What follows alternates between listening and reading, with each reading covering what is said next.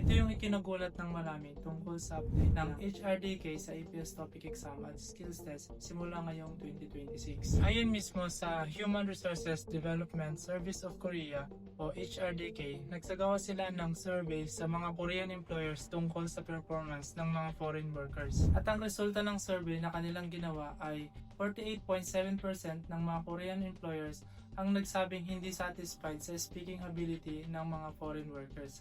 Sa mga hindi satisfied, 48.9 o halos 50% ang nagsabing nahihirapan ang mga workers na umintindi ng mga instructions. At 37.6% ang nagsabing hindi sapat ang Korean skills para maintindihan ang workplace safety rules. Ibig sabihin, halos kalahati ng employers ay may concern sa communication at safety understanding. Dahil dito, nagdesisyon ang HRDK na baguhin ang structure ng EPS topic at skills test simula ngayong 2026. Na ang layunin naman nila ay mas mataas na communication standard, mas ligtas na workplace, at mas handang foreign workers ang makapunta dito sa South Korea. So ito yung 7 nakakagulat na pagbabago sa EPS topic starting this year. Number 1, mas pinalawak ang skills test interview. Hindi na basic Q&A lang ang interview. Ngayon, mas susubukan kung naintindihan mo ang aktual na utos sa trabaho, kung kaya mong mag-respond sa real workplace situations, at kung marunong kang mag-explain sa simpleng Korean lang. Mas magiging situational at practical ang mga tanong at hindi na kagaya sa dating kalakaran na puro scripted yung mga itatanong sa skills test interview. And number 2, dinagdagan ang tanong tungkol sa tool names at work instructions. Isa sa malaking reklamo ng mga employers ay hindi alam ng ibang workers ang Korean names ng mga tools. Paano daw kasi ang alam lang nila ay Mangchi. Kidding aside, ito ngayon yung posibleng itatanong sa'yo. Mas maraming tanong tungkol sa tool identification. Mas maraming scenario-based questions. Mas susubukan ang comprehension ng written at spoken instructions. Ibig sabihin, kailangan mong pag-aralan ang Korean vocabulary na related sa industry mo. Pero baka sabihin mo na mahirapan ka na niyan makapasa. Huwag kang mag-alala kasi mamaya magbibigay ako ng free reviewer sa dulo ng video na ito. And number 3, tablet-based testing system. Ini-implement na ang tablet-based testing system para maiwasan ang cheating scandals na nangyari noon. Ang mga epekto nito ay randomized questions, mas secure ang exam, mas mabilis ang result processing, wala nang shortcuts. Sariling knowledge mo na talaga ang puhunan. Kaya yung mga technique na natututunan mo dito sa YouTube na tinuro ng ibang mga vloggers dito, ay sa tingin ko, hindi na obra yun. Kailangan na magpursige ka mag-aral at wag nang umasa sa mga shortcuts. And number 4, mas malalim na workplace safety questions. Dinagdagan ang in-depth safety-related questions. Ibig sabihin nito, hindi na kagaya dati na may ipapakita lang na picture ng mga signage or safety equipments tapos sasabihin mo lang kung anong tawag doon. Ang mangyayari dito ay posibleng itanong sa iyo ang mga katulad nito. Ano ang gagawin mo kapag may aksidente? Ano ang tamang procedure kapag may malfunction? O di naman kaya ay magpapakita ng picture ng signage at itatanong sa iyo kung ano ang ibig sabihin ng safety warning signs na ito.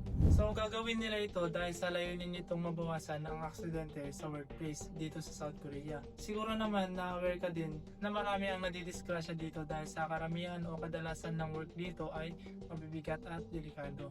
Kaya make sure na mapag-aralan mo din ito in case man na makapasa ka sa topic exam at makapasok ka sa skills test interview. Pero bakit ba nila ginagawa ngayon ito? Ano pa ang dapat mong maintindihan at malaman tungkol dito? And number 5, mas pinapahalagahan ang speaking skills at listening skills. Dahil karamihan ng reklamo ng mga employers ay tungkol sa communication, mas magiging focus ngayon ang listening comprehension at practical speaking ability. So kailangan mong masanay sa pag-intindi ng mabilis na Korean instructions at pag-response ng malinaw at tama in Korean. Pero itong susunod na update ang sa tingin ko ay hindi mo magugustuhan at sana huwag kang mawalan ng pag-asa kapag malaman mo ito. Pero bago yan, kung gusto mo na maging updated pa about EPS topic at sa buhay ng isang EPS vlogger dito sa Korea, you are free to subscribe at mag-iwan ka na rin ng like and comment about sa update na ito na ginawa ng HRDK. Gusto ko malaman kung ano ang opinion mo tungkol dito. At ito na nga yung pinakamabigat sa lahat. And number 6, tataas ang minimum passing score. Ito ang pinaka-critical. Simula ngayong taon, mas mataas na ang minimum passing score sa lahat ng industries. Ano ang ibig sabihin nito? Kung dati ang target mo ay makapasa lang, tsamba na lang o bahala na si Batman, ngayon kailangan mong mag-aim ng mas mataas. Mas magiging competitive ngayon ang exam dahil mas konti ang makakapasa, mas pipiliin ng employers ang may mas mataas na score. Kaya kailangan mas talo kang magpursige sa pag-aaral mo ng Korean, both speaking and listening. Wala pang tiyak na sinabi kung ilan ang magiging passing score, pero asahan mo na lang na mas mataas ang hihingin ng HRDK. At kung pasangawa ka lang ay malalagay ka sa alanganin na ma-hire. Pero ang tanong, para lang ba ito sa mga Filipino EPS aspirant? And number 7, mas mataas na standard sa lahat ng industry. Hindi lang manufacturing ang affected. Lahat ng industry sa ilalim ng EPS ay sakop ng bagong standard. Ibig sabihin, mas magiging competitive ang selection process sa lahat. So, sa taong ito, expired na yung Chamba Nida kasi hindi na-cover yung mga pasangawa.